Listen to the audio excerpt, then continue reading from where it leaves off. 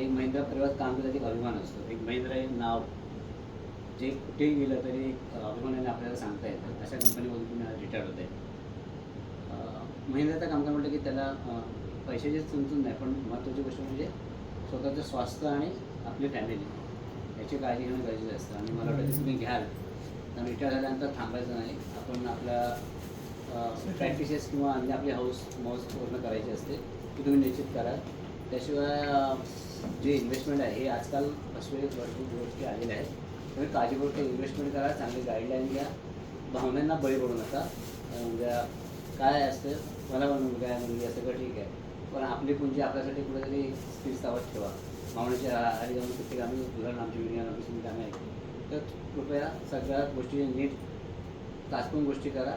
आणि पुढील आयुष्यात तुम्ही स्वतःला ॲक्टिव्ह ठेवा. आणि त्याचबरोबर तुमची पत्नी तुम्ही काय राहिलेल्या इच्छा असतील त्या नक्कीच पूर्ण करा.